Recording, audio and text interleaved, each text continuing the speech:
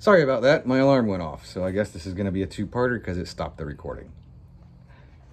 Anyway, like I was saying, I think the guy needs to be part of the discussion. I think he needs to be told. And like I said, I know that sentence.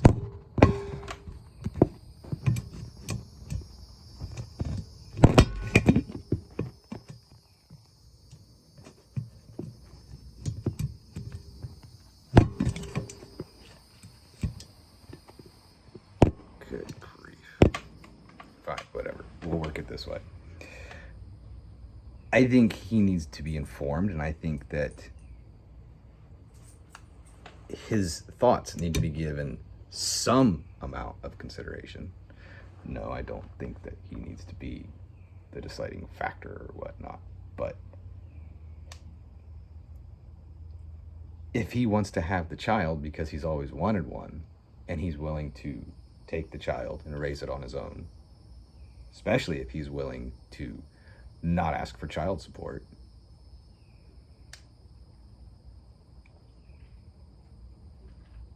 I think that should be given some consideration. That was one of the things that my first wife and I talked about with our first child. I kind of touched on it. I gave her the option. I said, I'll take the kid and I'll raise him without you. If you really don't want to have children, that's fine. I don't even want child support. I'll figure it out.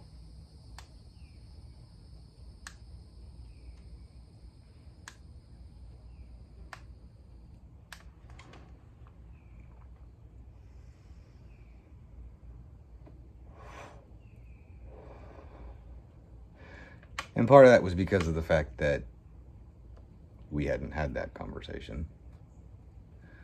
And she hadn't really put much thought into the possibility of having kids or whether she wanted to have kids before that time.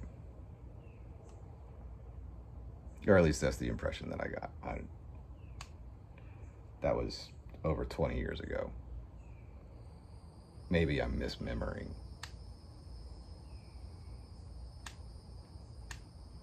But yeah, that was one of the things that was sort of discussed.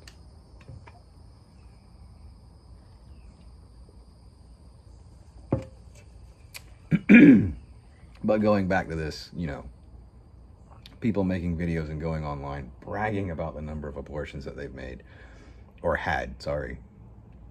Like it's something to be proud of. And I'm sitting here going, there's plenty of contraceptives out there. There's plenty of preventive measures out there. Why are you doing this? What else are you doing that's not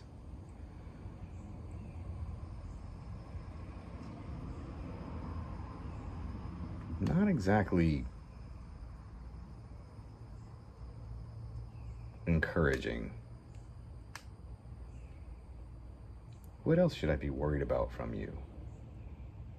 And I don't even live in your community. What is it that your community should be worried about from you?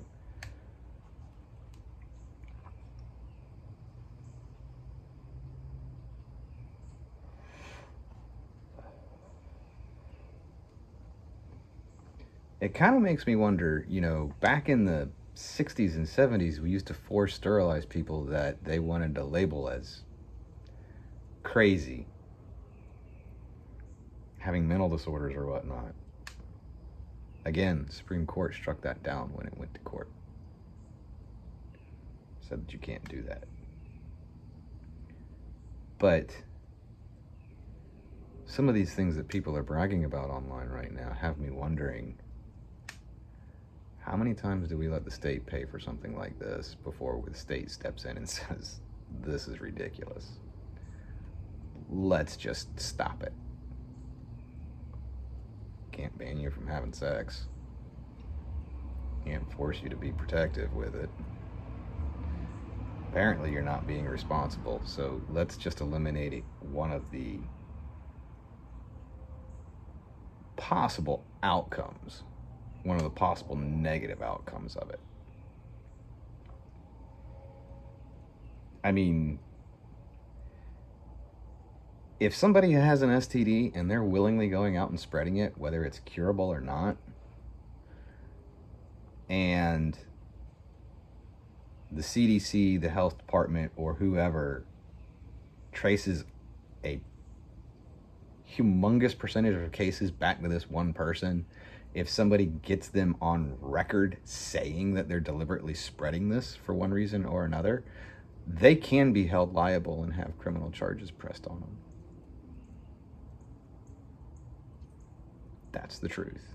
Well, at least in most places, not everywhere, but in a lot of states, you can have criminal charges pressed on you, especially if they can prove that you are knowingly, willingly, and deliberately doing it. Doesn't matter if it's something that's curable.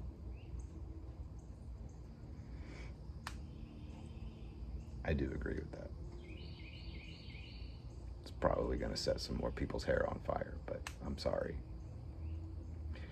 Technically, you're a threat to the community, so it's time for the community to step in.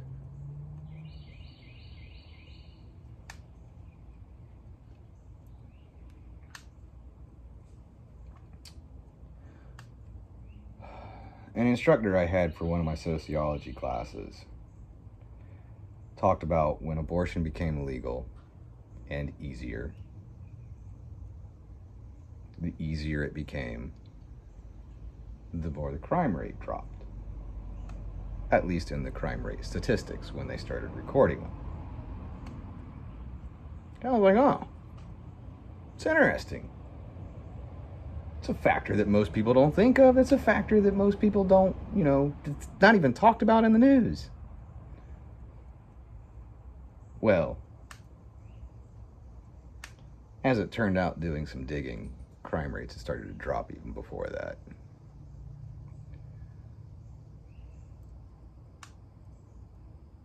I can't remember what the factors were that it was contributed to, but it was guesstimated that free or cheap abortions in low-income communities might have actually contributed 0.05% to the crime rate drop. Yeah, we didn't have unwanted kids growing up on the street. 9 times out of 10 leads to crime. Ethnicity, race, heritage really doesn't have anything to do with it. It has to do with a kid getting desperate to survive, whether it's a guy or a girl.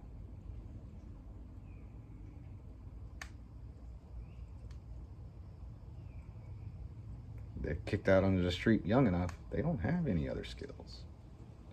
Somebody's going to take them underneath their wing and start teaching them how to steal, rob, destroy, run cons, kill.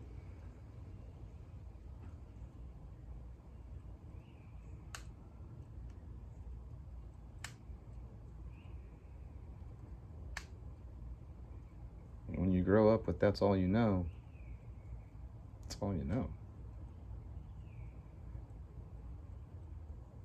It's a matter of survival to you. And somebody trying to help you, give you a leg up and pull you out of that situation, those people are probably wondering what that person or organization who wants to help them is trying to get for themselves. Because everybody's wanted something from them in the past.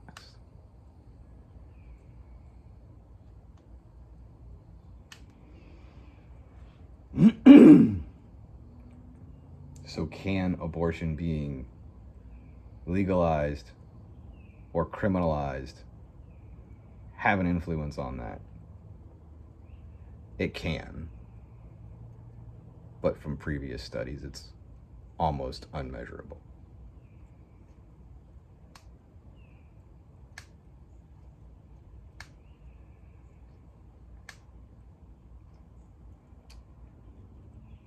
Some people are talking about having an abortion, especially for a single woman in a low-income situation, or even a no-income situation for one reason or another.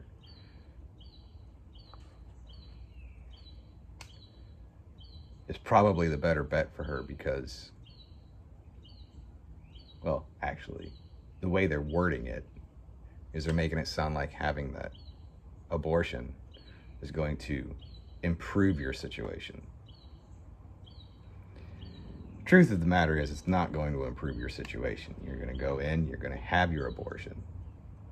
And when you come out, you didn't become rich and famous. You didn't get a successful job and career. You're walking back into the same life and lifestyle you had before. Now, yes, you can change your lifestyle. Maybe that situation, maybe that event got you to rethink your lifestyle because you don't want to be put in that situation and having to be considering and having to consider those things again. And you change your lifestyle. Maybe, maybe not. But the truth of the matter is, even if you change your lifestyle, it doesn't change what you're walking back into. As soon as you're out of the clinic, you walk back into the door at your house, you still have the same amount of income, you still have the same bills, and you still have the same responsibility. It didn't give you a leg up. So they're lying to you when they tell you that. Now, if you have the kid, is it going to be more of a strain on you and create more stress? Yeah, there's no doubt about it. You now have another mouth to feed. You now have to get more food than what you had to get before. As the child ages, your electric and your water bill is going to go up because they're going to be using more. You may even have to move out of the house that you're in and try to find a larger house so that they can have a room of their own.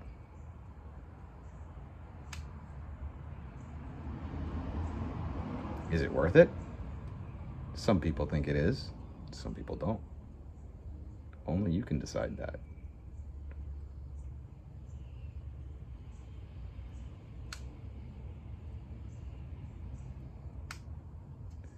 But just walking into a clinic and having an abortion does not instantly improve your life or your lifestyle.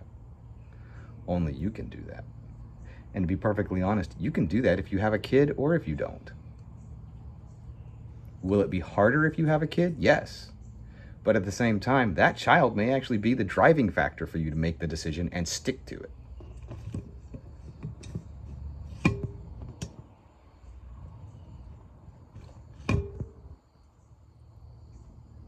If you've been sitting there telling people for a while, I'm going to get better, I am going to improve my life, I am going to do this or do that, but you're wishy-washy, or you're finding it hard, or you start trying and working and you find that it's harder than what you thought, and you look at yourself losing motivation,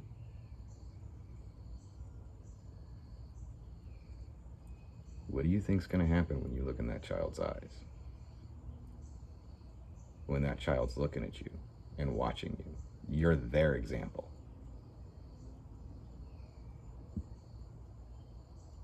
Kid sees you give up. What are they going to learn? Kid sees you sit there and look at him and go, you know what? This is hard, but I want more for you. I'm doing this for you. And they watch you continue the fight.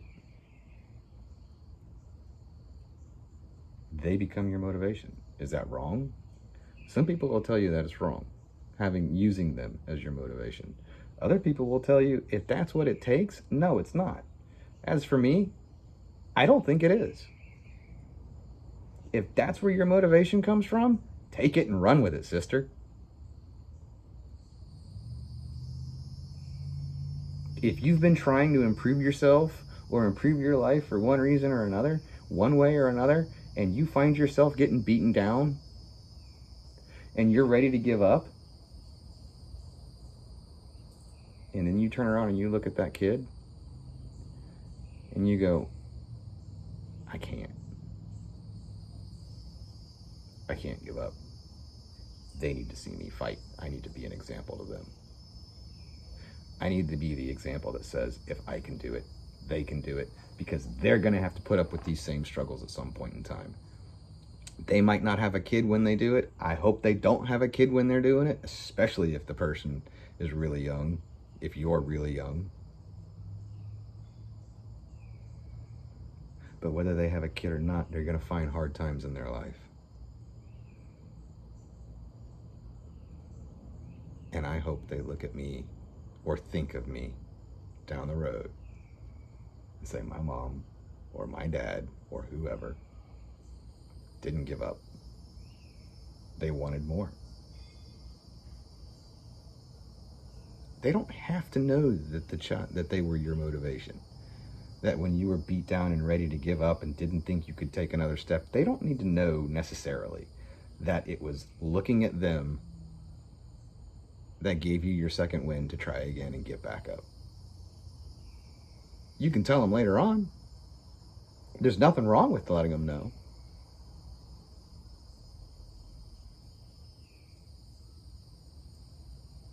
But take motivation where you can get it.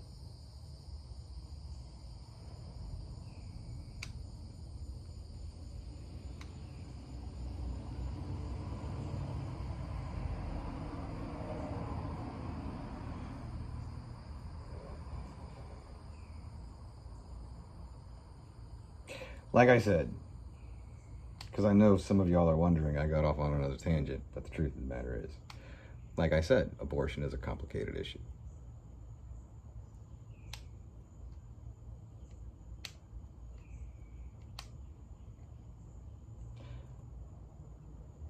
And I don't have all the answers. I don't claim to have all the answers. I don't have all the answers. I've had this conversation with a few people over the last several years. Had it with one person in particular where we both agreed at our conclusion or our initial statements, we both agreed. We don't have a definitive answer. We don't agree with it being outlawed. We don't agree with it being abused either. We don't agree with it being used as birth control, because that's exactly what some people are using it for, or using it as.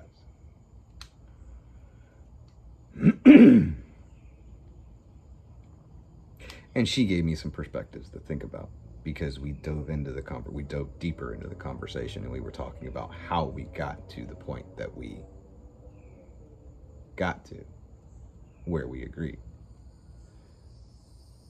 Her path of getting to that point was very different from mine. Very different. And she gave me some things that she gave me some perspectives that I hadn't even thought about before.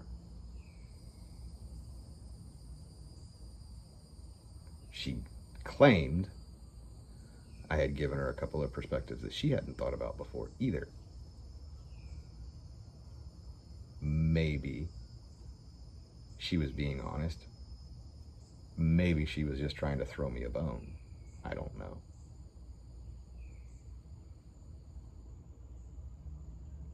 But it's a very complicated issue. I do not agree with it being used as birth control. There are too many other preventatives out there. Take responsibility for your actions. But I don't think it needs to be completely denied either.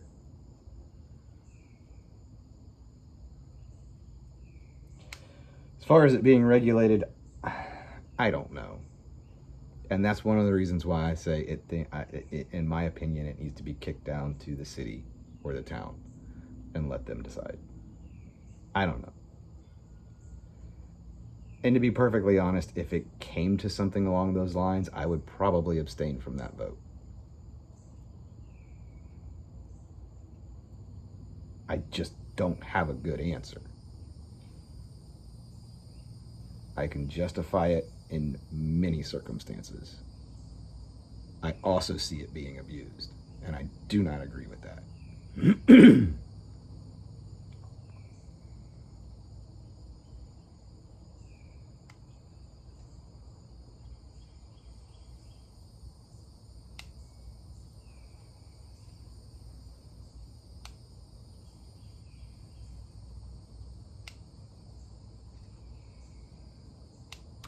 One thing I can say, though, I think I don't know if it was a news person or if it was a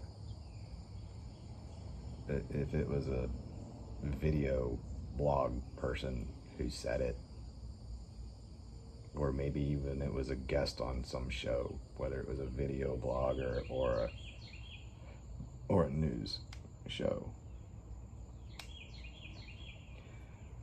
For these states that want to either restrict it and make it difficult, these other states who want to outright ban it and block it, I think you need to make adoption very easy. I think you need to turn around and reduce the cost of it. And I think you need to make it a lot easier. I think you need to make it that certain higher level, low income people can actually adopt a child or two, especially if they can't have kids of their own and they've been trying. I think we need to get approval for single parents.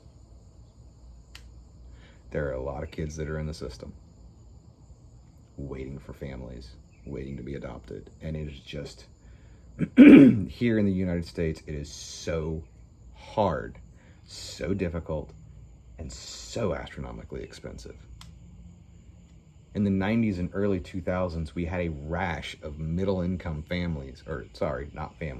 middle-income couples who couldn't have kids but wanted them, so they were going overseas to adopt because it was cheaper.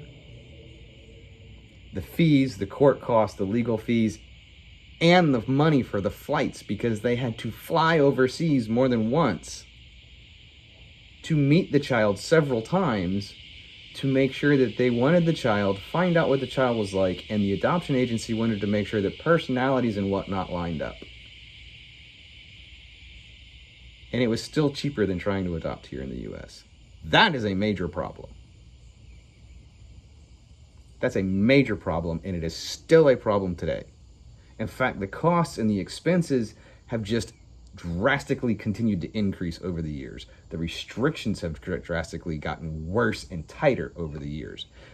A lot of places, a lot of organizations and states are claiming it's for the protection of the children, to make sure they don't get adopted to somebody who's posing in order to traffic them or something like that.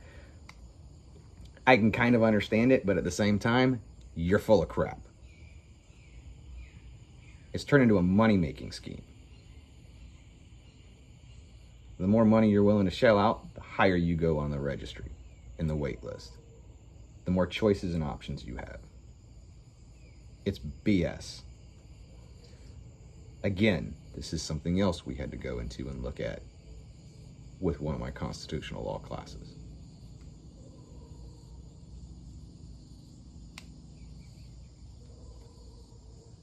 You need to start looking at actual fixes to the problem.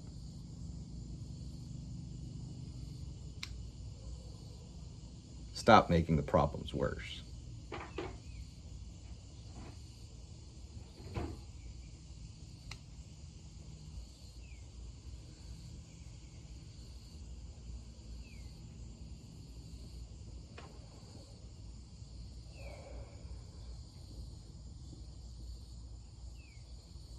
And whether you want to admit it or not,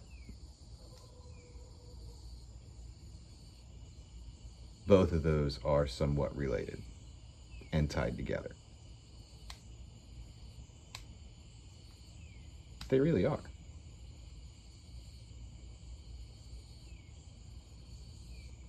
You want to reduce the number of abortions? Give people more options. Give those people who either made a mistake or are paying the price for somebody else's crime against them an option. Something else they can do. But the other thing is if you don't want to flood the kids in the system, which are already in a bad situation, grant easier access to those who want them.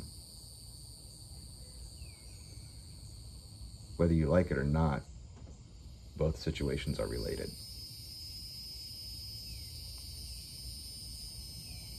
And that's the God honest truth.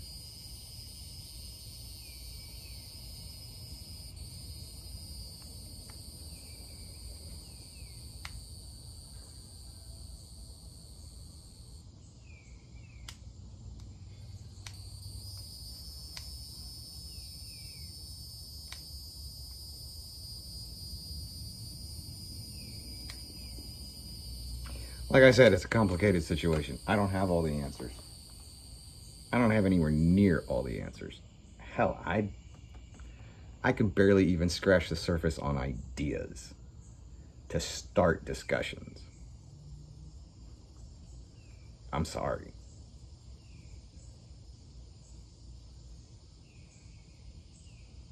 But at least I'm somebody who's willing to start the discussion. How many of you out there are willing to have the discussion? I'm honest. I'm being sincere and I'm being honest right now. How many of you out there are willing to have this honest discussion? We are so divided on so many things, and everybody is automatically blaming the other side, getting angry and threatening the other side. You're so close-minded in seeing things so narrow. You can't find solutions when you're looking at the situation like that. Take a lesson from me. The examples that I gave you in my last video where I got carried away.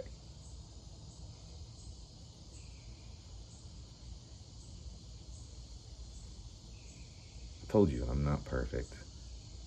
I'm nowhere near perfect. I screw up quite a lot. It has cost me dearly.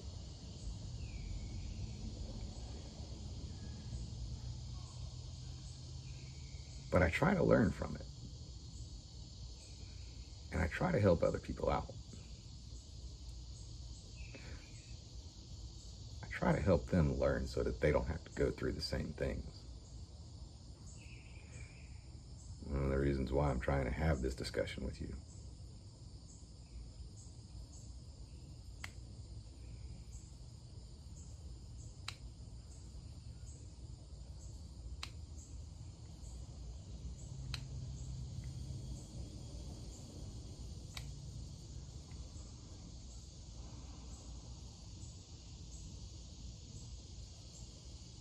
Yeah, I was angry Friday night. Well, no, I wasn't angry. I was really irritated. Felt like I was attacked. Some people probably were attacking me. Others were probably venting or trying to vent, and I just happened to be the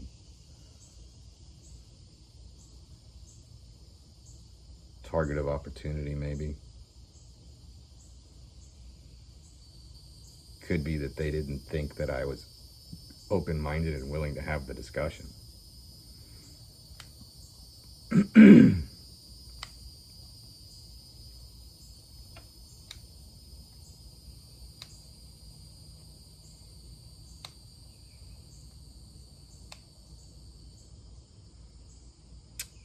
But that's also one of the reasons why after making the video, I sat on it.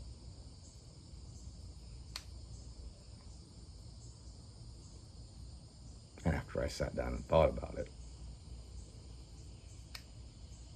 I deleted it.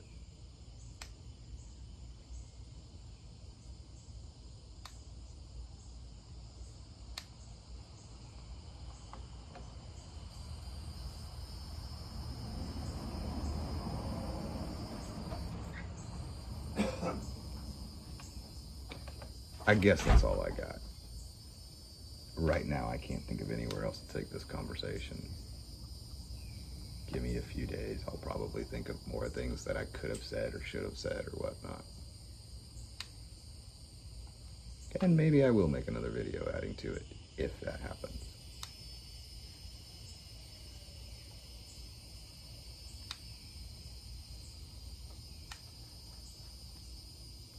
But guys, we gotta start talking to each other. I've been saying for years now. Republicans, Democrats, Independents, all of them. They're playing a game. We're the pieces that they're playing with. They're playing a game to grab power, grab money and fame, and they're deliberately tearing this country apart. None of them believe in we the people anymore. They're supposed to be there to represent us and serve us. They are not doing it.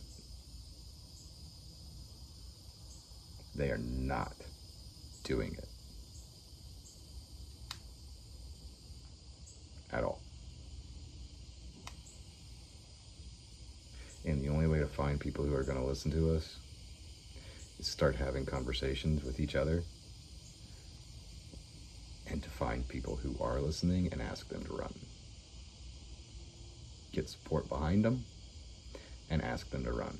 And a lot of your best representatives are going to tell you no in the beginning. They don't want to.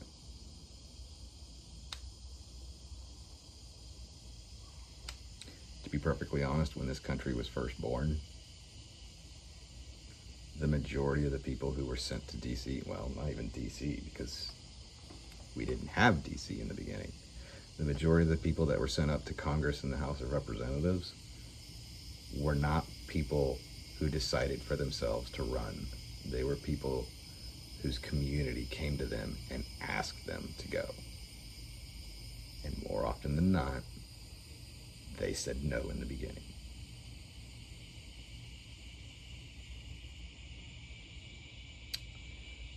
When people started making that decision for themselves,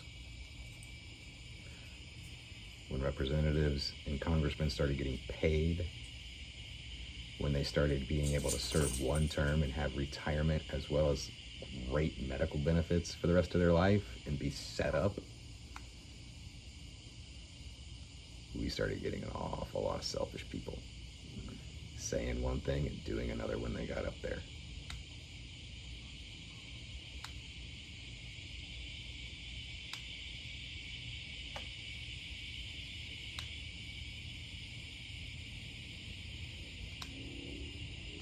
And they have been slowly burning us and tearing us apart ever since.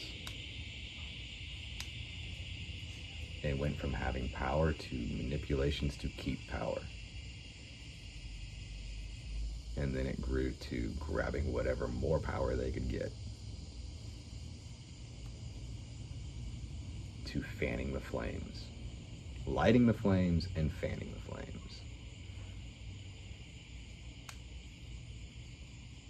Division creates anger, anger creates fear, fear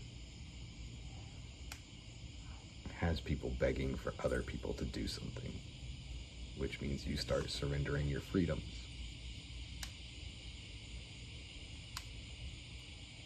Which grants them more power. Doesn't matter the political party, they're all guilty. Even George Washington said one of the worst things that can happen in this nation is for political parties to be formed. He didn't want political parties. I totally agree with it. We need to get rid of them.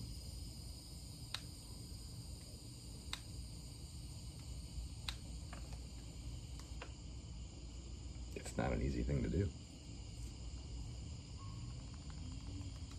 It costs so much money to try and run a campaign. It's so expensive. A friend of mine was talking about, well, somebody who used to be a friend of mine was talking about wanting to run for either county or district. I think it was county, because they wanted to make change on certain issues. Not affiliated with a political party. But as they were looking at what the expense was just to buy in, they realized that they would have to register with one of the parties to get that minimum kickstart when they said they wanted to run. As far as I know, they still haven't decided. They're kind of afraid.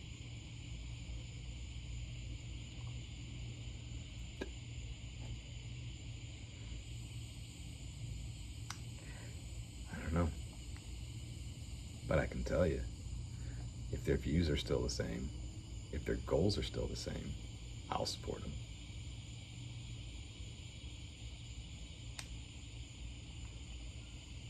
I think they'd be good for it.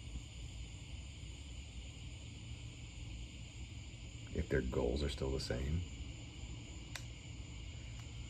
I don't think that anybody could buy them off. Because that's not what they were going for. They didn't care. It's not a paid position here anyway. Yeah, you've got lobbyists that'll give you gifts and things like that, but I really don't think they would be bought off.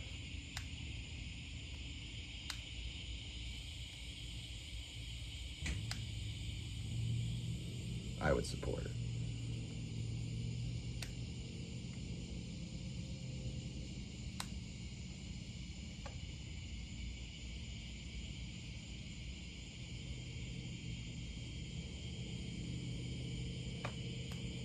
I don't know. But let's get these discussions started.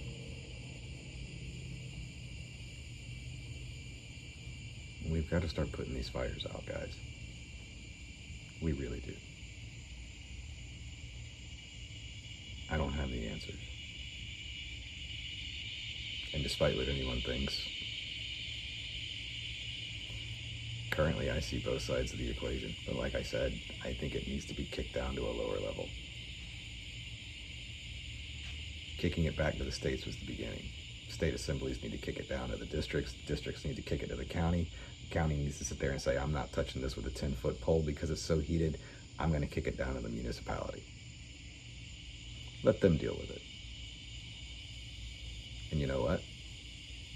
It's at that level the individual starts getting their voice heard. The way this country was founded and the way that our government was built, power is supposed to flow from the people to the municipality. Then it flows from the municipality to the county. Then it flows from the county to the district, from the district to the state. And then it's supposed to be what the states are willing to relinquish flows to the Fed. The federal government's real job, initially, was defense of the country and to put it in modern day terms, infrastructure. Highways, bridges, interstate commerce, stabilizing the economy. That was the federal government's original job. Everything else started at the level of the municipality. The municipality is your town or city. That's where the real power lies. That's where it's supposed to lie, because it is supposed to be the voice of the individuals. Excuse me.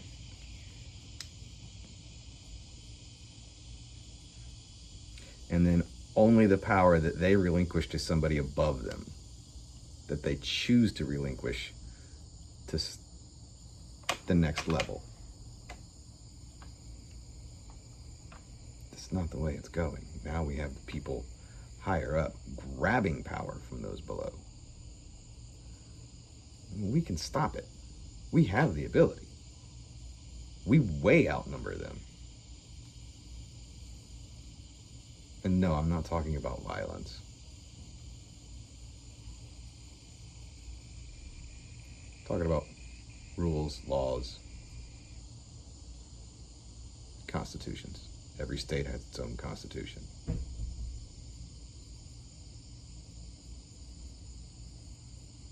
Counties have their guidelines, rules, regulations, and whatnot. Municipalities have theirs. Usually it's something similar to a constitution, probably by a different name, but something similar.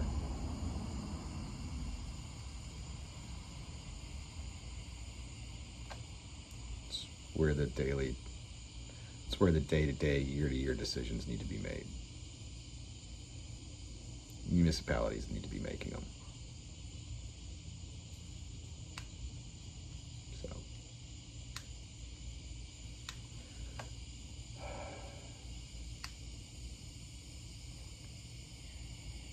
Just something for you guys to think about. Like I said, leave your comments down below. I'd love to hear from you. Until next time, you guys watch your six.